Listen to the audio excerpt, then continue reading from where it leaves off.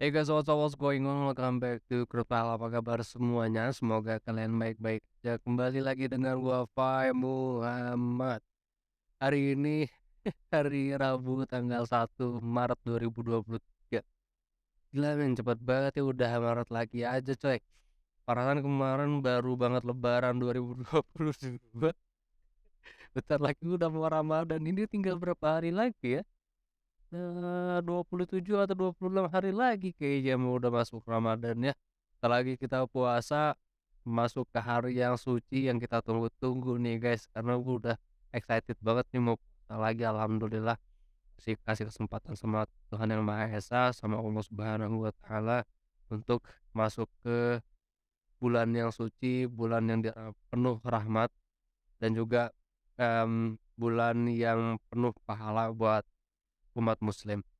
Nah, jadi guys, for your information, jadi gua akan menerapkan untuk kedepannya, gua akan mengeluarkan 2 video sih. Jadi gua pisah sebenarnya technical analysis ya, analisis saja untuk yang data on China News ya, terpisah. Yang gua akan mengawali hari biasanya nanti akan mulai dari exchange, apa sih namanya ini nih, itulah pokoknya data on chain maksud gua. Data on chain dulu, news dulu, baru akan ke technical analysis-nya mendekati ke harga-harga volatil aja di jam-jam pembukaan market. Nah, sekarang kita akan melihat ya guys, untuk yang, data on chain-nya sendiri berfokus kepada exchange reserve. Nah, exchange reserve sendiri ini kan adalah memberikan kita informasi berapa jumlah koin yang di apa istilahnya ya, di hold di dalam exchanger, dan dari indikator ini kita bisa melihat informasi keluar masuknya Bitcoin berdasarkan volume transaksi yang tercatat di exchanger kayak gitu kan. Nah, ini tuh banyak guys sebenarnya exchanger, ada Coinbase, ada Binance dan segala macamnya yang masuk ke dalam sini gitu. Jadi nggak semua exchanger tercatat di CryptoQuant ya. Ini cuma beberapa aja exchanger besar sebenarnya yang masuk. Nah, jadi kalau kita lihat saat ini kan memang ada kenaikan yang mulai berapa nih, udah sebulan lebih berapa hari sih sebenarnya ada kenaikan yang cukup nggak terlalu signifikan, karena ya dari tanggal 18 Desember ini ya saja sih ya di range-nya 2 jutaan something sampai dengan 2,155 lah gituan.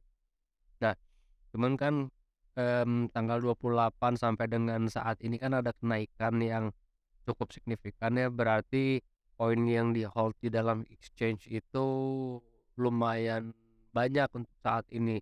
Sekarang berarti tercatat 2,155,089 Bitcoin atau juta berarti ya, yang di-hold di dalam exchange, mau itu diperdagangkan menjadi pair altcoin, jadi Bitcoin jadi Ethereum, Bitcoin jadi BNB, Bitcoin jadi XRP, mungkin seperti itu, atau bisa aja di-withdraw dari BTC menjadi IDR.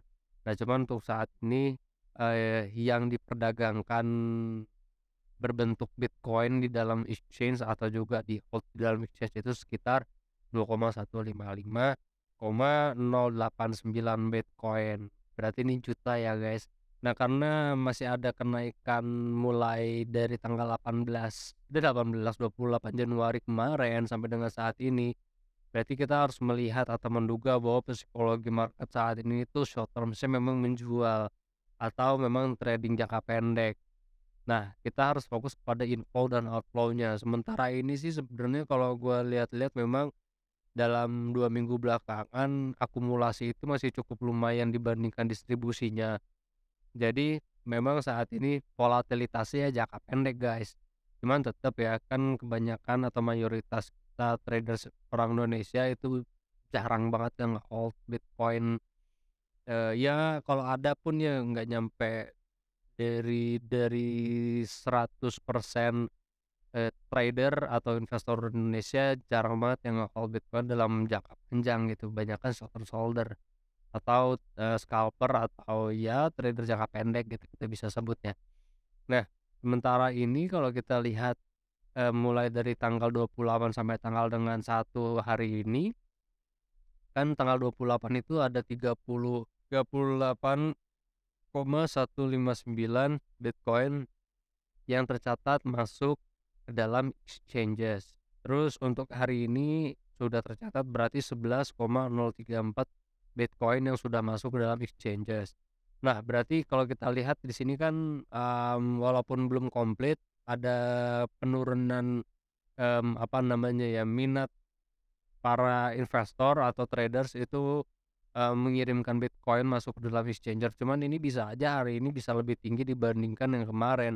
Jadi kita tetap harus waspada karena dalam beberapa waktu belakangan, mulai dari tanggal 18 Februari sampai dengan tanggal 27, 28 kemarin, itu ada kenaikan volume pengiriman Bitcoin ke dalam exchanger yang cukup signifikan di sini. Berarti ya wajar aja sih ya, di sini ada kenaikan terus ada penurunan. Penurunan yang ada di sini disebabkan oleh adanya penjualan Bitcoin. Nah, terus kalau kita lihat dari outflow-nya sendiri untuk tanggal 28 kemarin kan 37 ya, kalau untuk inflow-nya itu 38 tadi. Nah, untuk saat ini yang sudah tercatat masuk ke dalam wallet berarti ini keluar exchanger ya, 8.699 Bitcoin yang sudah keluar dari exchanger. Berarti masih cenderung lebih besar inflow dibandingkan outflow karena inflow hari ininya 11.000. Ini belum selesai kan datanya. Jadi kita harus nanti melihat apakah memang hari ini akumulasi cukup besar atau tidak. Tapi kalau gue lihat sih memang masih, dalam beberapa waktu belakangan kalau kita lihat mulai dari tanggal 18 lah ya. Walaupun kalau kita ngelihat di sini diagramnya naik, cuman ya teman-teman harus melihat berdasarkan value-nya atau angka Bitcoin yang juga keluar masuk ke dalam exchanger. Kalau yang keluarnya ternyata lebih besar dari tanggal 18 sampai dengan hari ini, berarti ya akumulasi besar. Tapi kalau ternyata angka inflow-nya itu dia lebih besar dibandingkan outflow dari tanggal 18 sampai dengan hari ini, berarti distribusi koin atau koin yang masuk ke dalam exchanger itu dia lebih besar. Jadi indikasinya memang untuk diperdagangkan di dalam exchanger. Tapi ini adalah hal yang wajar sih sebenarnya. Gua untuk sementara ini sih untuk volume-volume seperti ini masih dalam keadaan yang wajar banget, nggak ada yang spiking luar biasa sih. Seperti tanggal berapa nih, tanggal 17 November kemarin atau tanggal September tanggal 13 kemarin, atau seperti yang ini dia juga nih tanggal berapa nih, 14 September 2022. Nggak seperti yang ini spiking-spiking. Yang kita perlu khawatirkan adalah bila mana ternyata ada spike yang cukup signifikan di inflow-nya, berarti ada, tekanan jual atau distribusi koin Bitcoin yang masuk ke dalam exchanger untuk diperdagangkan. Ya kalau untuk sementara ini ya masih short term holder aja, periodenya jangka pendek yang memperdagangkan Bitcoin. Terus kita lihat di MPI, kalau MPI memang ada kenaikan, berarti memang ada tekanan jual dari para miner juga.